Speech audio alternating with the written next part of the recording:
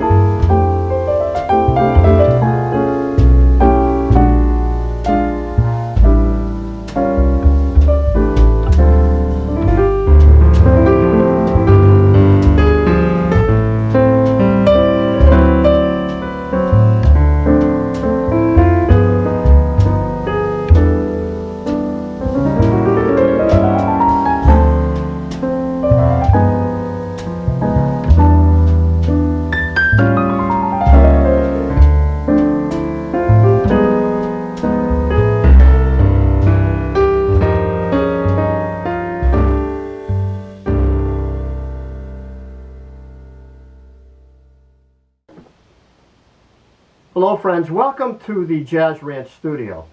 I want to talk about chromaticism in tunes, and specifically related to this song Prelude to a Kiss that I played for you. And I want to show you right in my book, from the beginning of my book, I talk about the chromatic scale and I give you some examples in tunes. So I want to show you that first. Okay, here's my book, Jazz Piano Methods and Songbook, and right away after the introduction, the first chapter is on chromatic scales. And then the second chapter is on major scales. But the chromatic scale is all half steps. And of course the diatonic scale, or major scale, has whole steps and then half, whole, half. So you have two half steps in the major scale, or the diatonic scale. But the chromatic scale is all half steps. So an example in tunes, I have a few examples here. starting with Midnight Sun. There you have all descending in chromatics, then descending again in chromatics. Another example is the song Lover, which is both harmonic descending and melodic descending.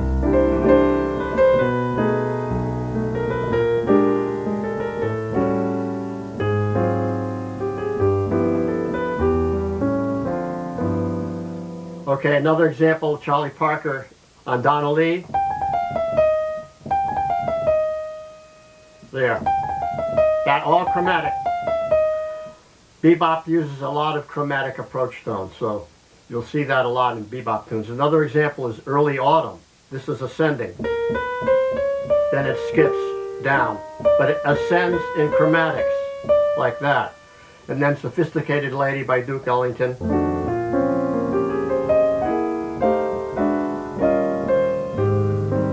Very typical jazz type of passage in chromatic movement. Even comping, we comp chromatically, like this.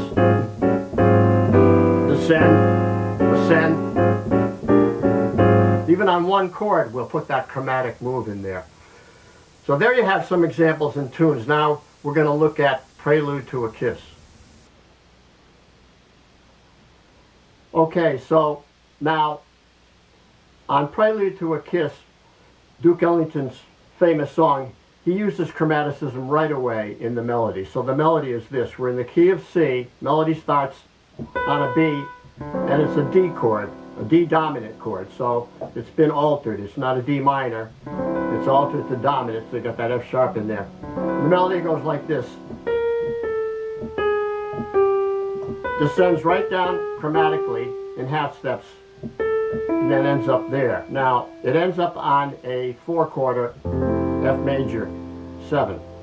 Now, the way he gets it is he goes 2-5-1 into C7 like this. To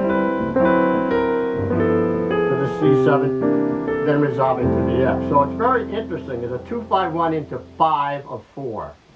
So, resolving on the 4 there, on the major 7 of the 4 chord. Starting on the 13th, on the D7 or the D9, I've got the 9 in it. Now I dressed these chords up, and what I did on the second chord, rather than playing a G7, D7, G7 to C7, I played D flat, the tritone substitute, so I have all chromatic moves for those first 3 chords. They're all chromatic harmonically, like this.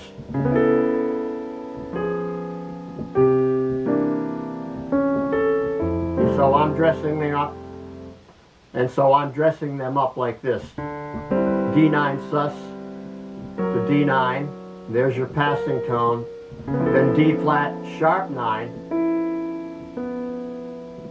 and this is a flat 13 there, or augmented. Then the C9 with the sus there, and then the flat 9 there.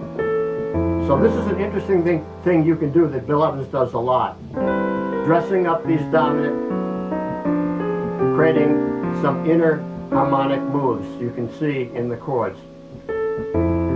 Same thing now here. I'm going to go B7 to B flat 7 to A7 to take me to D minor. So the next move starts on the B chord and does a 2-5-1 into A7, taking me to D minor. So we're going to resolve initially on F major and then its relative minor, D minor.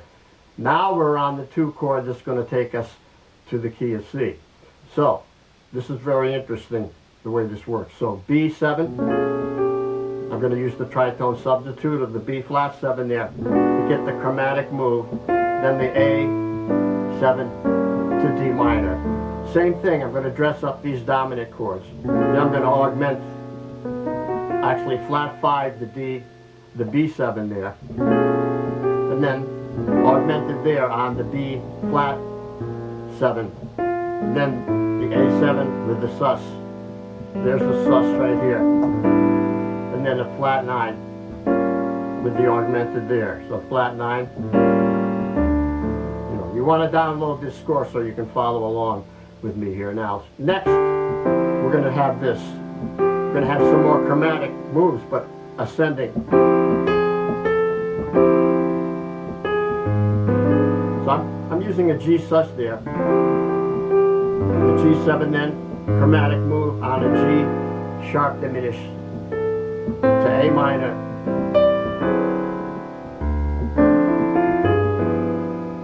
And then another chromatic move here. So now there I'm going to use the G7. I'm not going to use the D flat there. I'm going to play 2-5-1 because I want to go to E minor. So the G7 is going to lead me to the E minor there. Now why use an E minor there? Because I'm turning around. That's the turnaround to take me back to the top of the song, the repeat of the melody starting on D. So I want to go E7, E minor 7, A7. Now go up the scale and go up to the higher register. Now I'm going to play the same passage in this higher register. Now it's going to sound a lot different because I'm up here now. So now I can voice the chord like that. There's the D sus to the D9, and then the D flat sharp 9, then the D flat 9, then the, yeah, so let's review. D sus, D flat, sharp 9, D flat 9, C9 sus, C7 flat 9. There. Then again here, I can play the B augmented, a flat 5. There's your flat 5. B7 flat 5. Then your B flat 7 augmented. A sus, A7 to D minor. So now we're on the D minor. Now we can.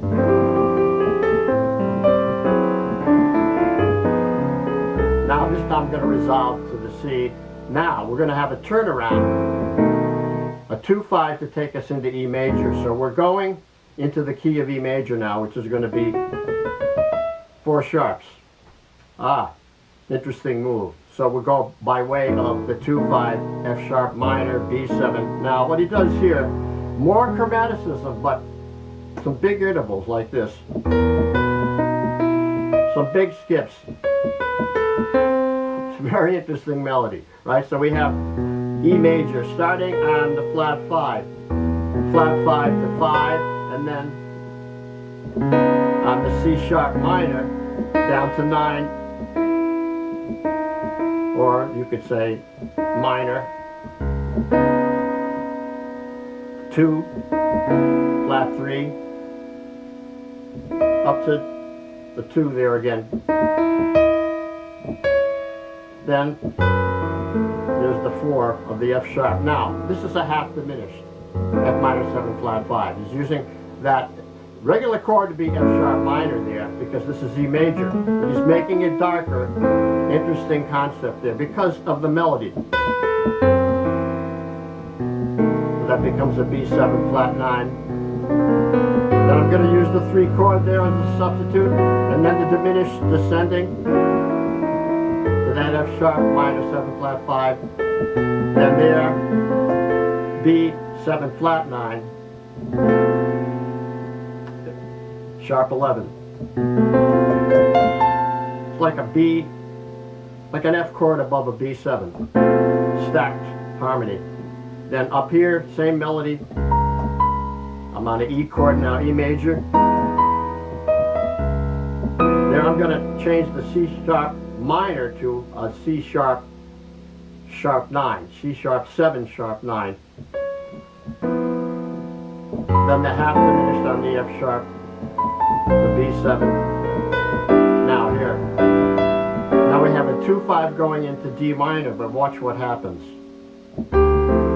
Ascending chromatic, and then descending chromatic. Ascending chromatic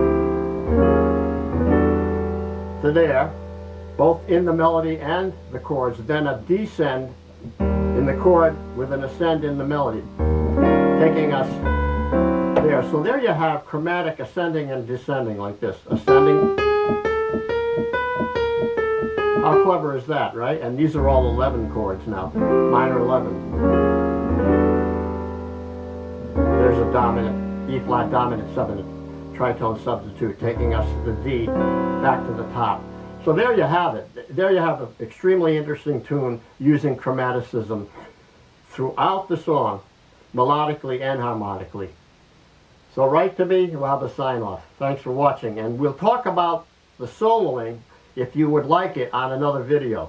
Particularly on that E major passage, that's a difficult part to improvise. We'll sign off now. Thanks for watching. Signing off from the Jazz Ranch. Thanks so much for tuning in today. I want to give you a little shout out on my book. This is my book called Jazz Piano Methods and Songbook for Professional Playing. I've sold thousands of copies. I have a special sale going on right now. If you buy my book, you'll get my 140-page appendix of exercises for free. All you have to do is order my book through my website and then write to me, and my email address is below, and I will send that to you directly to your email. So please check out the videos I've made on both books so you can see everything that's inside them. Where can you go and see a complete inside of a book on a video? Only here at the Jazz Ranch. So thanks for tuning in today. Please give me a comment. I love to hear from you. I always answer all comments. You'll see that I do answer all comments if you give me enough time. And until next time, in the words of my great friend upstairs, Hermie Dressel, I'll say, swing loose. We'll see you next time around. Be cool. Bye-bye.